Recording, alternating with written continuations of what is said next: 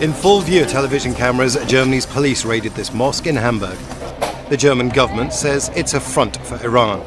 The Interior Ministry says the organization has 5 subdivisions in 53 locations. तो Germany ने मस्जिदें तोड़नी start कर दी है। फ्रांस इस्लाम के ऊपर अटैक करता है, कभी कहता है हिजाब नहीं लेना, कभी कहता है फ्रांस के अंदर इस्लाम को जी बैन कर दें।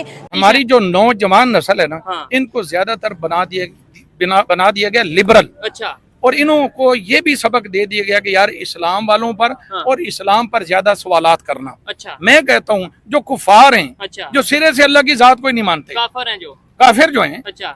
दीन को नहीं मानते, अच्छा। दीन हक है कि नहीं? जी जी। वो तो सबसे बड़े हक को छोड़ के बैठे हैं। इस्लाम ने तो गालिब आना है और गालिब आकर ही रहेगा। ये गालिब आने की निशानी है।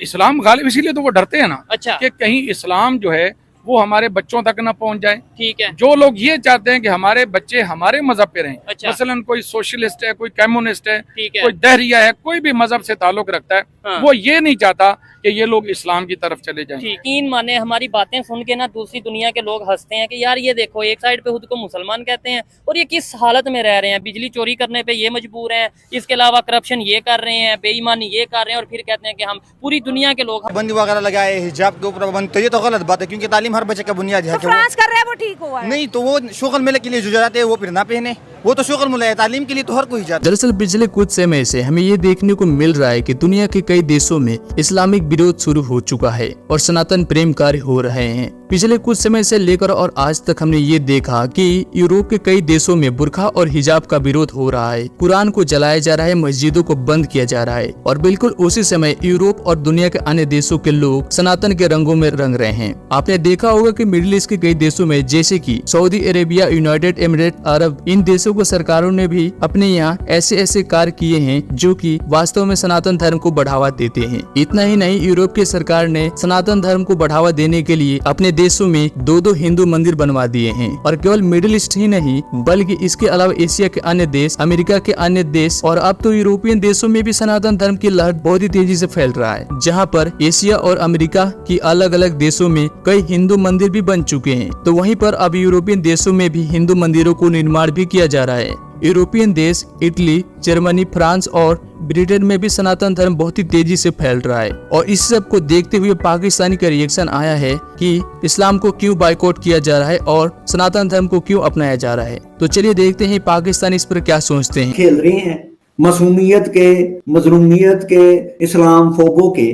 ठीक है, ये खुद तो सबको काफिर कह सकते हैं, इसमें कोई हर्ज नहीं है, इनको कोई कुछ नहीं कह सकता। इस तरह के जो कंट्रीज हैं जैसे कि इंडिया है, हर काम के अंदर कल्चर, हर काम के अंदर एक ऐसी अटैचमेंट, उनके जब किसी कंट्री के साथ रिलेशन है ना, जो ये उसके ऊपर ये नहीं है कि सिर्फ ये इकोनॉमिकली रिलेशंस हो, वो कि आप पर तो कोई तनकीद करे, जायज तनकीद भी जो हो, उस पे आप उस पर इस्लाम फोबिया का लेबल लगा दें, तो ये वो कहेंगे आप तो इस्लाम फोबिया आपको हुआ, आप तो इस्लाम के खिलाफ हैं। अब वो रिफ्यूजी को गले, भाई ठीक है मैं एक बंदे को गले लगाऊंगा, लेकिन कम से कम वो मेरे अकॉर्डिंग एडजस्ट होना।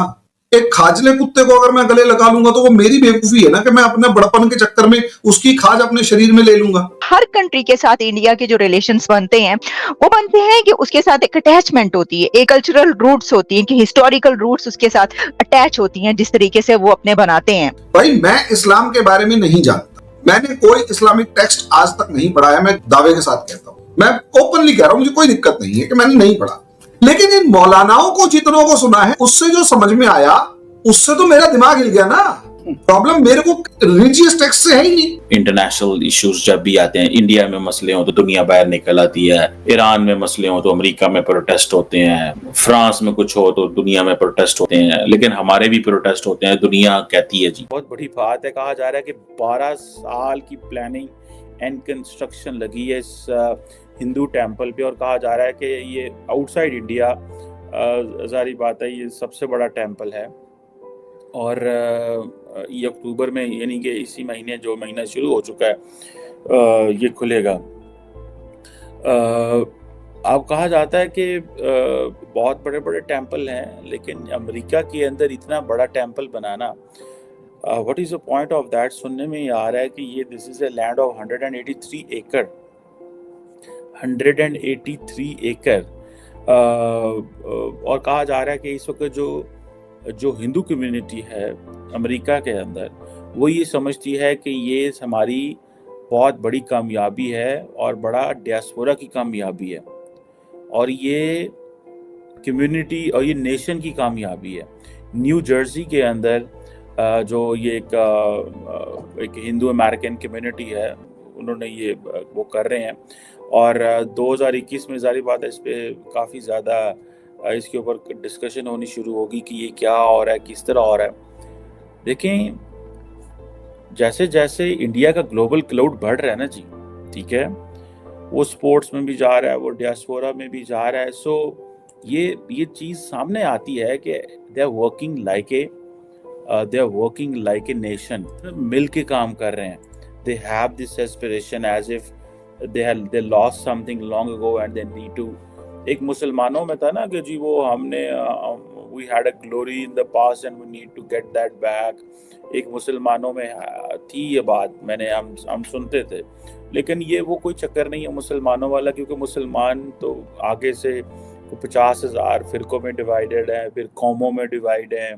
टर्क्स अपनी बात करते हैं, अरब्स अपनी बात करते हैं, पर्शियंस अपनी बात करते हैं, जो हम बीच में हैं, हम इंडिया को ओन ही नहीं करते, हम सीधे जाके वो अपनी लार्जर आइडेंटिटी कभी टर्कों से मिला देते हैं, कभी पर्शियन से, कभी अरबों से, कभी किसी से।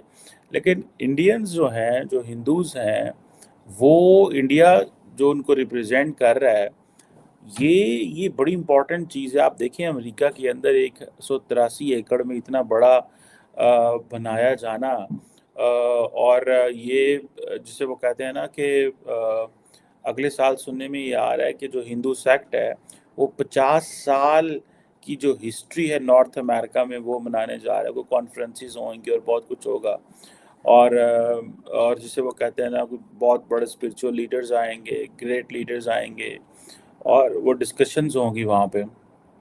और कहा जा रहा है कि एक बहुत बड़े एक हैं जिसे वो कहते हैं कि शख्स है, उनका नाम है प्रमुख स्वामी महाराज, जो कि 5th स्पिरिचुअल सक्सेसर हैं, और उन्होंने 1000 से ज़्यादा टेंपल बनाए हैं पूरी दुनिया में।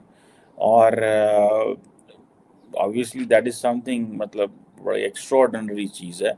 मैं देख रहा था कि and then at the end of the day आप सबसे बड़ा टेंपल बनाने में कामयाब हो जाएं इन यूनाइटेड स्टेट्स, तो इसकी इट हैज़ अ सिग्निफिकेंस। इसको बड़े एंगल से ये मैं एक बात बताऊं, बहुत सारे लोगों को शायद समझ नहीं आती, लेकिन ये दीज आर नॉट ऑर्डिनरी चीज़ें नहीं हैं। ये वीडियो आपको पसंद आए तो वीडियो को लाइक कीजिएगा, और आप इसके बारे में क्या कुछ सोचते हैं आप कमेंट बॉक्स में जरूर अपना राय बताइएगा।